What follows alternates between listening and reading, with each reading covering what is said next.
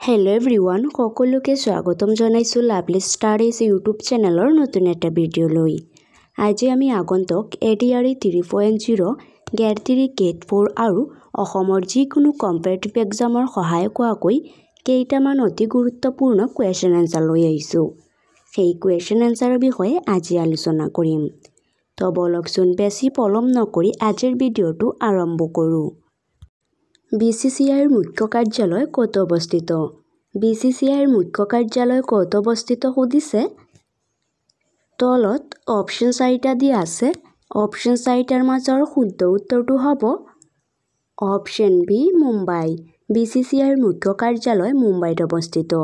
Next question অৰ্থাৎ 2 number কুৱেশ্যনটো সুধিছে।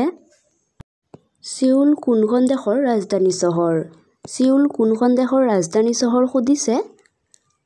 তলত অপশ্যন 4টা দিয়া আছে। অপশ্যন 4টাৰ মাজৰ শুদ্ধ উত্তৰটো হ'ব অপশ্যন বি দক্ষিণ কোৰিয়া।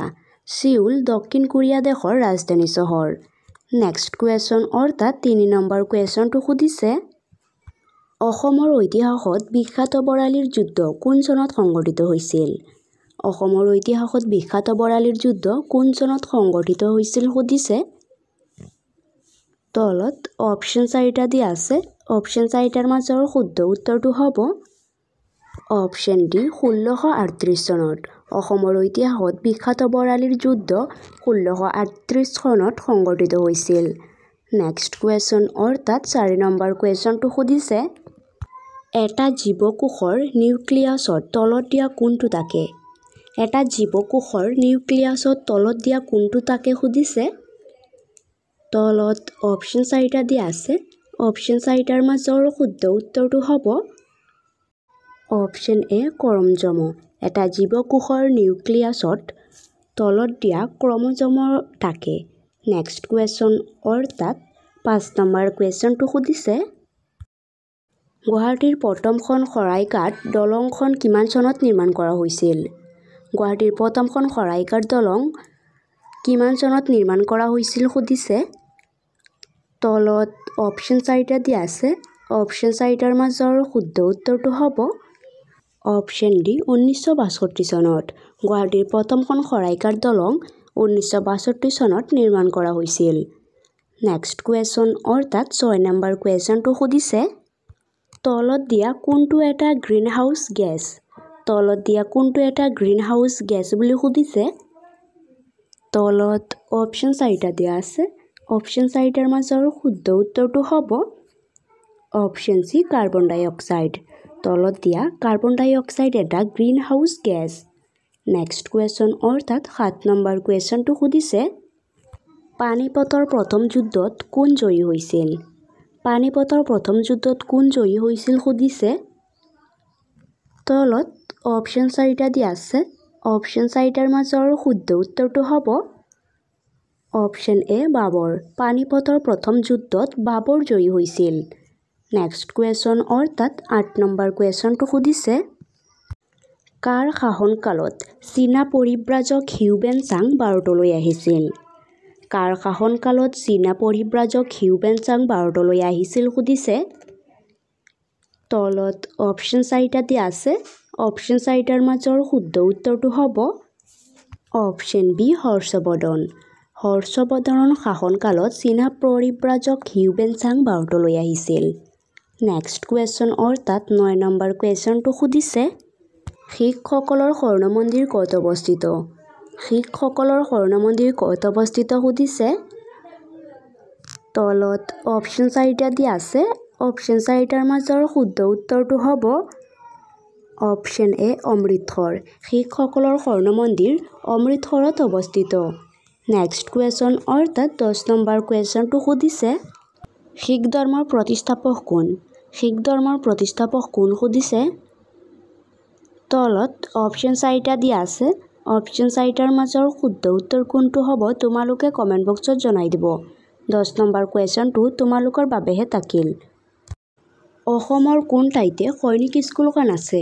অসমৰ কোন ঠাইতে সৈনিক স্কুলখন আছে সুধিছে। তলত অপশ্যন 4টা দিয়া আছে। অপশ্যন 4টাৰ মাজৰ শুদ্ধ উত্তৰটো হ'ব অপশ্যন চি গোৱালপাৰা। অসমৰ গোৱালপাৰা ঠাইতে সৈনিক স্কুলখন আছে। নেক্সট কুৱেশ্যন অৰ্থাৎ 12 নম্বৰ কুৱেশ্যনটো সুধিছে উত্তৰ-পূব সীমান্তৰ ৰেলৱেৰ মুখ্য কাৰ্যালয় ক'ত অৱস্থিত? উত্তৰ-পূব সীমান্তৰ ৰেলৱেৰ মুখ্য কাৰ্যালয় ক'ত অৱস্থিত সুধিছে। তলত অপশ্যন 4টা দিয়া আছে। অপশ্যন 4টাৰ মাজৰ শুদ্ধ উত্তৰটো হ'ব অপশ্যন এ গুৱাহাটী। উত্তৰ-পূব সীমান্তৰ ৰেলৱেৰ মুখ্য কাৰ্যালয় গুৱাহাটীত অৱস্থিত। নেক্সট কুৱেশ্যন অৰ্থাৎ 13 নম্বৰ কুৱেশ্যনটো সুধিছে অসমৰ কোনখন জিলাৰ সাক্ষৰতাৰ হাৰ আটাইতকৈ বেছি? অসমৰ কোনখন জিলাৰ সাক্ষৰতাৰ হাৰ আটাইতকৈ বেছি সুধিছে। তলত অপশ্যন 4টা দিয়া আছে। অপশ্যন 4টাৰ মাজৰ শুদ্ধ উত্তৰটো হৈছে অপশ্যন ডি কামৰূপ মেট্ৰ'। অসমৰ কামৰূপ মেট্ৰ' জিলাৰ সাক্ষৰতাৰ হাৰ আটাইতকৈ বেছি। নেক্সট কুৱেশ্যন অৰ্থাৎ 14 নম্বৰ কুৱেশ্যনটো সুধিছে অসমৰ কোনখন জিলাৰ সাক্ষৰতাৰ হাৰ আটাইতকৈ কম? অসমৰ কোনখন জিলাৰ সাক্ষৰতাৰ হাৰ আটাইতকৈ কম সুধিছে। তলত অপশ্যন 4টা দিয়া আছে। অপশ্যন 4টাৰ মাজৰ শুদ্ধ উত্তৰটো হ'ব অপশ্যন চি ধুবুৰী। অসমৰ ধুবুৰী জিলাৰ সাক্ষৰতাৰ হাৰ আটাইতকৈ কম। নেক্সট কুৱেশ্যন অৰ্থাৎ 15 নম্বৰ কুৱেশ্যনটো সুধিছে কামাখ্যা মন্দিৰ অসমৰ কোনখন পাহাৰত অৱস্থিত? কামাখ্যা মন্দিৰ অসমৰ কোনখন পাহাৰত অৱস্থিত সুধিছে। তলত অপশ্যন 4টা দিয়া আছে। অপশ্যন 4টাৰ মাজৰ শুদ্ধ উত্তৰটো হ'ব অপশ্যন চি নীলাচল। কামাখ্যা মন্দিৰ অসমৰ নীলাচল পাহাৰত অৱস্থিত। নেক্সট কুৱেশ্যন অৰ্থাৎ 16 নম্বৰ কুৱেশ্যনটো সুধিছে বিশ্বৰ বৃহত্তম নদীদ্বীপ মাজুলী কোনখন জিলাত অৱস্থিত? বিশ্বৰ বৃহত্তম নদীদ্বীপ মাজুলী কোনখন জিলাত অৱস্থিত সুধিছে। তলত অপশ্যন 4টা দিয়া আছে।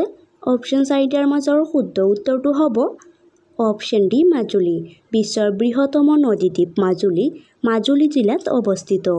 নেক্সট কুৱেশ্যন অৰ্থাৎ 17 নম্বৰ কুৱেশ্যনটো সুধিছে অসমৰ কোনখন জিলাত আটাইতকৈ বেছি ধান উৎপাদন কৰা হয়? অসমৰ কোনখন জিলাত আটাইতকৈ বেছি ধান উৎপাদন কৰা হয় সুধিছে।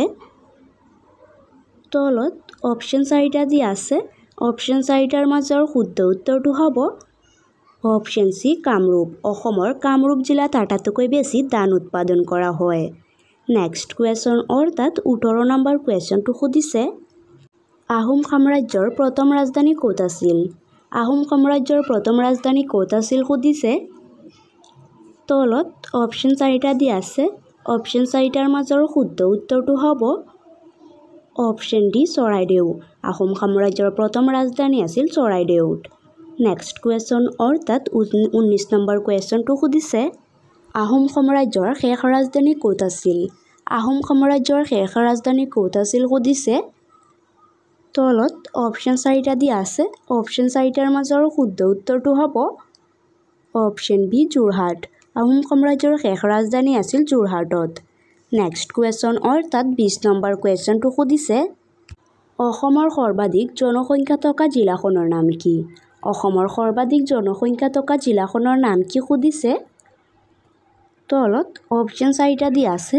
অপশ্যন 4টাৰ মাজৰ শুদ্ধ উত্তৰটো হ'ব অপশ্যন এ নগাঁও। অসমৰ সৰ্বাধিক জনসংখ্যা থকা জিলাখন হৈছে নগাঁও জিলা।